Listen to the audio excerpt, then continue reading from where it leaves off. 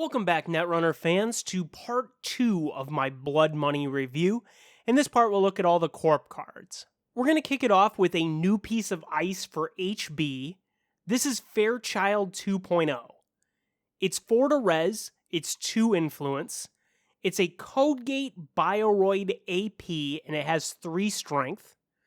The runner can spend 2 clicks to break up to 2 subroutines on Fairchild 2.0. It has 3 subs. The first 2 are the runner must pay 2 credits or trash one of his or her installed cards. And then the last sub is do 1 brain damage. Like with Fairchild 1.0, this is a pretty good taxing ice. Outside of Yogg, there's really not an easy way to overcome this thing. And even if you click through it, you're probably going to have to deal with one of these pay 2 subroutines. So it's going to be a big tax pretty much no matter what. One little bit that I like about this is the do 1 brain damage sub. You're going to be able to copy that with Ravana 1.0, which I think is a pretty decent 1 or 2 of inclusion in a lot of HB decks. As long as you're playing a bunch of Bioroids, this is going to be a nice target with that do 1 brain damage sub. And this is one of the cleanest and easiest ways to do it outside of Victor 1. And I think it's fair to say that this is worth that 1 extra credit over Victor 1. This is certainly not the best piece of ice we've ever seen, but I do think it's good enough to see some play.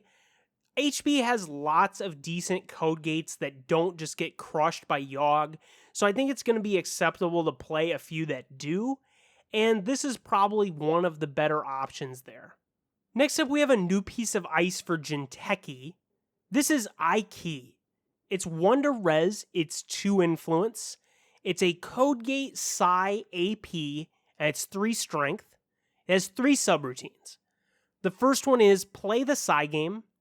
If you win, the runner draws 2 cards. The last 2 subs are do 1 net damage. This is a pretty cool piece of ice, and I'm really interested in designs like this. The main thing I like about it is that the Psi game doesn't have a clear state of affairs. Like, it's not always good to win the Psi game, and it's not always good to lose the Psi game. In a vast majority of situations, the runner drawing 2 cards is going to help them mitigate the 2 damage that the ice does. But if you're trying to run the runner out of cards, having them draw 2 is certainly something that could benefit you as the Corp. So this potentially has 3 live subroutines, depending on the style of deck that this is played in. And I really don't see this seeing any play outside of a deck that's based on poking them for damage. Here's another option for Nisei Division. Like I said before with that ID, you're going to need lots of ice that have Psi games. And here's another cheap one to res that does that. And it also has relevant subroutines outside of the Psi game. This isn't the best ice ever, but I do think it's good enough to see some fringe play, maybe in like a PE style, just because it's going to be a nice cheap supplement to something like the Yagura. And I just like to see more of these cheap ice that give us more options, especially within decks like PE that have really weak economies. Next up, we have an operation for Jinteki. This is Enforcing Loyalty. It's 2 to play, it's 1 influence, and it's 1 to trash. It's a double and gray ops. The double is, as an additional cost to play this operation, spend a click. Trace 3. If successful, trash an installed card that does not match the faction of the runner's identity.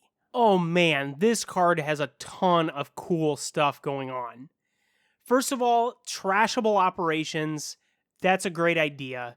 We've seen mention of that in the last pack, though we didn't actually have any examples of it. Now we finally see these trashable operations, and this is just a really good idea.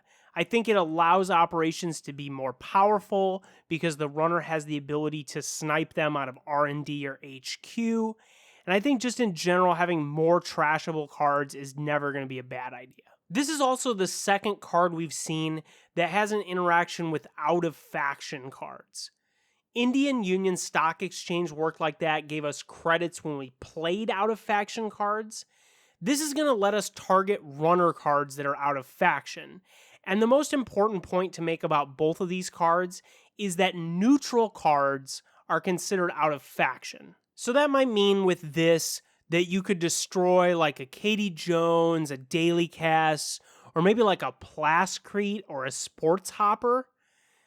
Also, you could target their icebreakers. It's pretty common for runner decks to play at least one icebreaker that's out of faction. So this being able to just straight up destroy one of their icebreakers on a successful trace is pretty good. Now, the trace is only 3, and it does cost 2 to play, and it's also going to have to survive being a 1 trash cost card, and it's also a double. So there's a lot of problems with getting this thing to work, but if it does work, it has a tremendous amount of flexibility.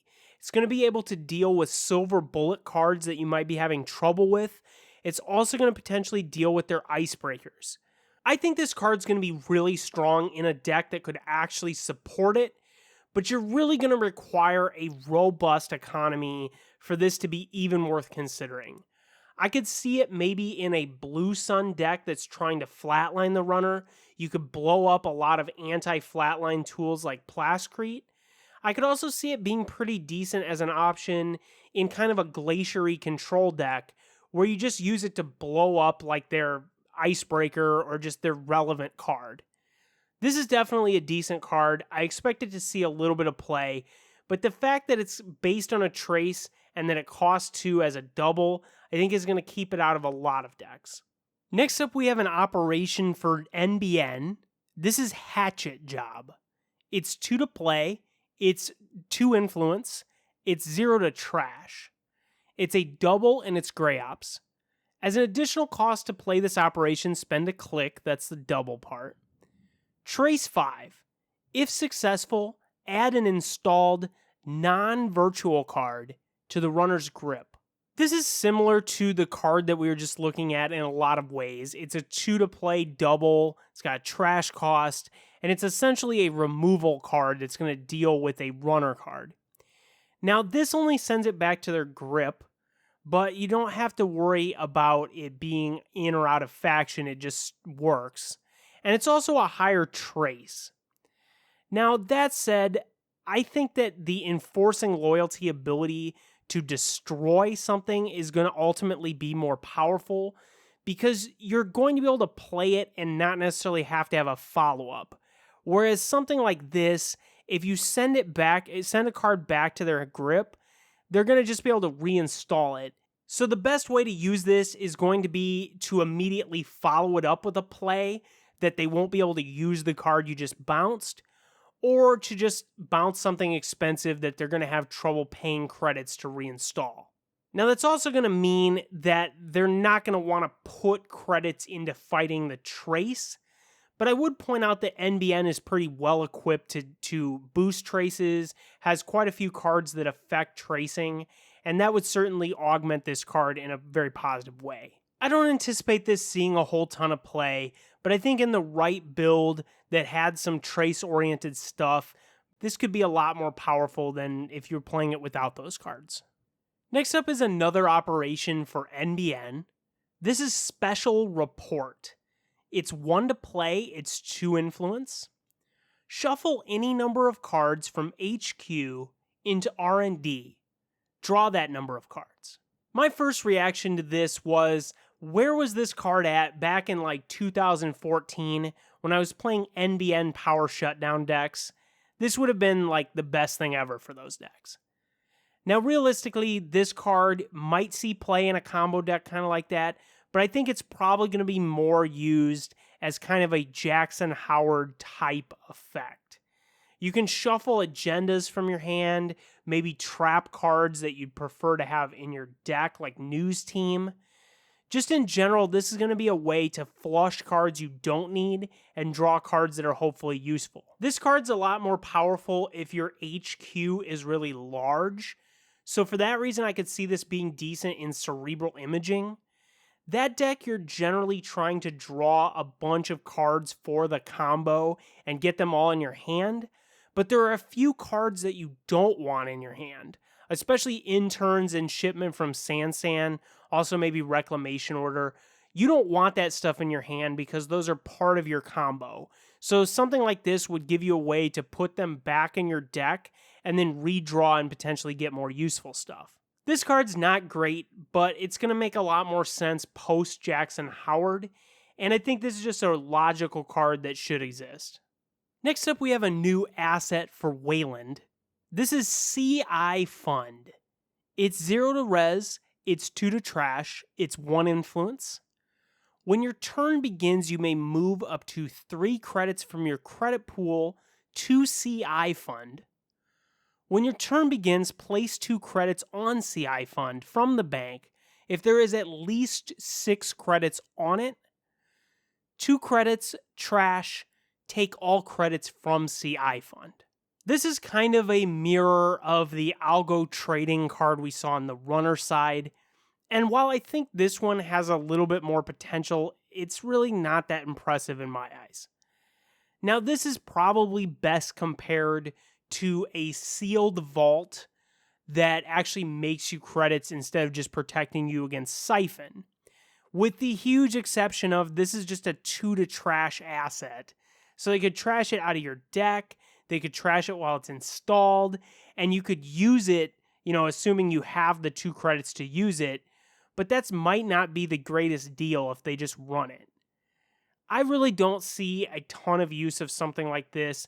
I think it's better to try to fight Siphon by just rezzing strong stuff or putting a ton of ice in front of HQ.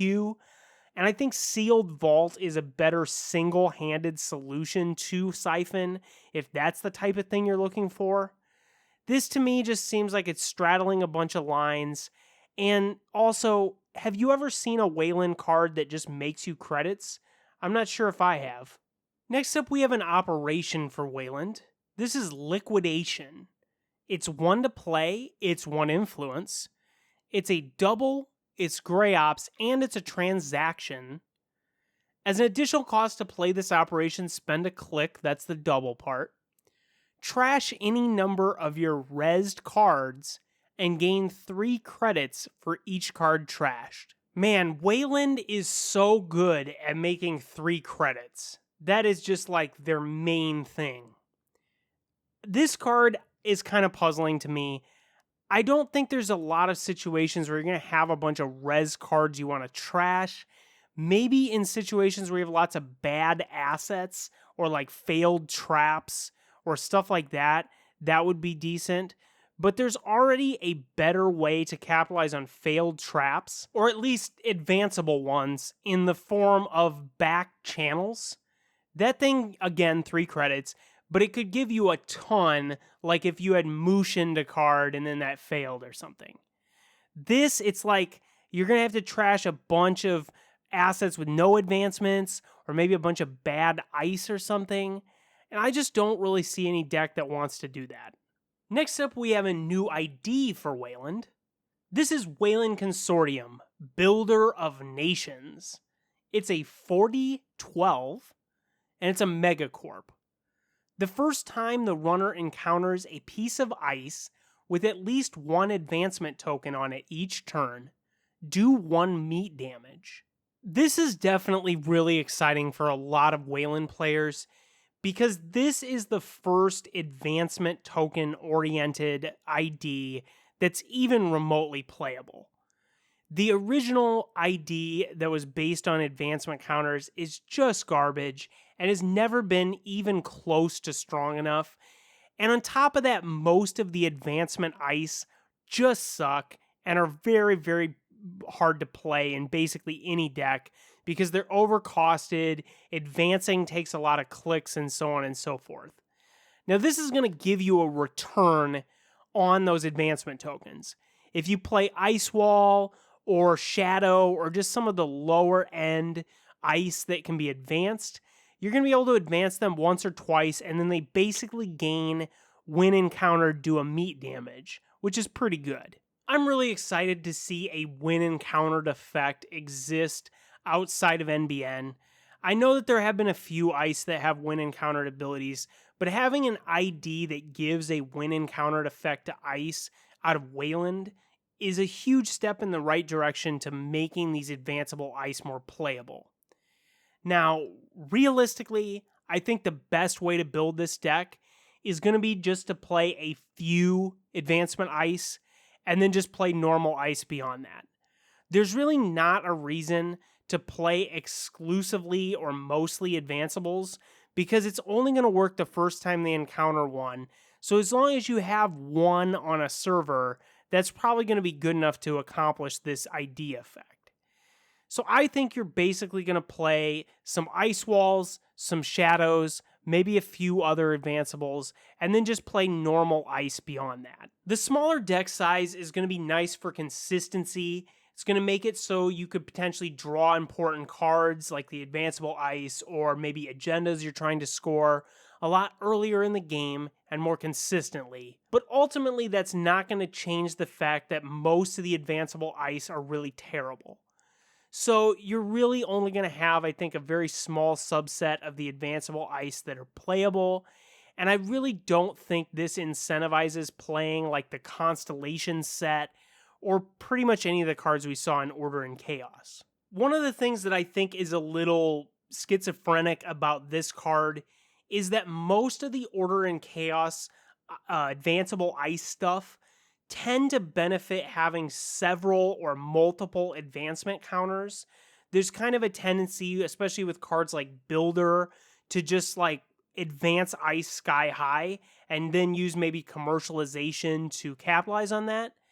I don't think that's the way this deck's going to want to go at all because there's no return after that one advancement token.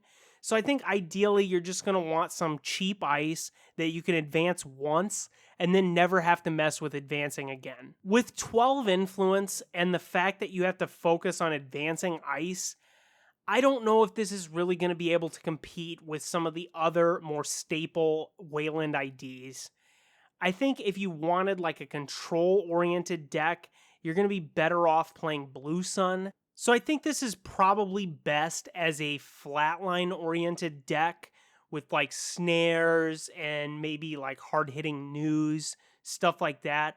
Kind of more like the old super modernism style. It seems to me kind of a waste to try to maximally capitalize on the ID power. Like I've seen people trying to do things with like the cleaners. If you get a cleaners in your score area, now the ID power does 2. But I think realistically, this is not going to be that dedicated advanceable ice deck. It's going to be very similar to decks that we've already seen, kind of this scorched earth, maybe super modernism kind of style, with just a few advanceable ice in there as well. Next up, we have a neutral operation. This is Financial Collapse.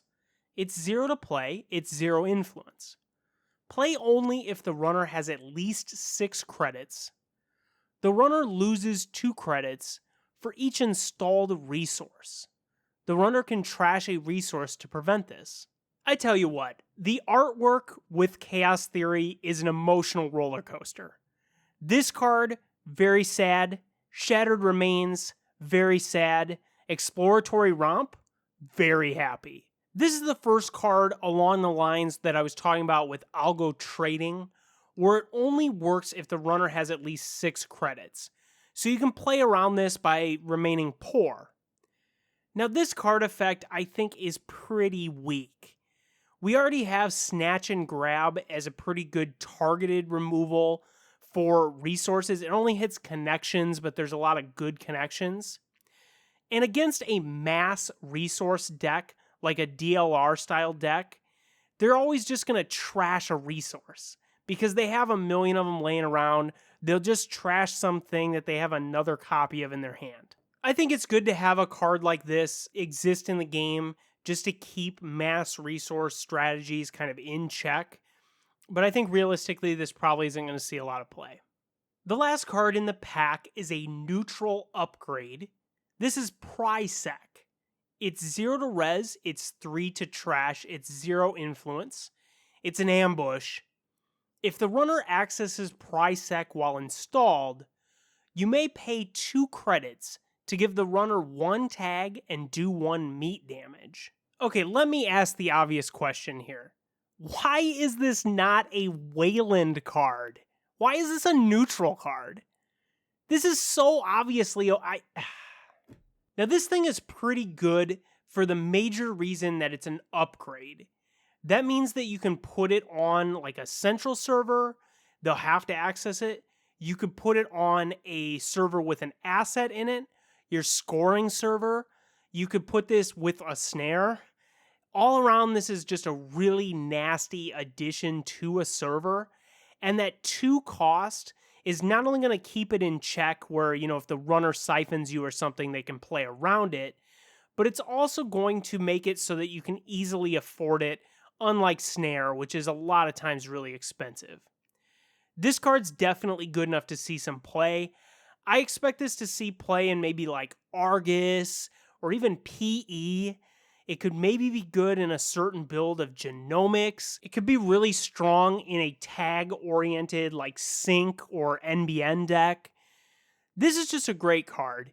This is going to be really monstrous. You can put it in any server where you're trying to score. You can put multiples of it in any server where you're trying to score. I'm really happy with this card. This is definitely the type of thing I really like. And my only complaint is that for some reason, this isn't a Wayland card that costs like 1 or 2 influence. That's going to do it for my Blood Money review. This pack is an absolute must-buy. I really, really like this pack. The runner side is absolutely monstrous with Rumor Mill, Paperclip, Temujin Contract, and then I think there's a few other good playables, in more fringe applications there. On the Corp side, we had a few decent cards as well. Definitely more of a breadth building section on the Corp side of the pack. I think the Builder of Nations is going to see a lot of play. I don't know if it's going to end up being the best deck, but it's certainly going to be fun, and I think it gives Wayland players something they've really wanted for a long time. I think it's a fair attempt at that. Thanks for watching this video. If you liked it, be sure to subscribe and give it a thumbs up. And let me know in the comments section what your favorite cards are in this pack, which things you're most excited about. Thanks for watching, and I'll see you soon for some more Netrunner stuff.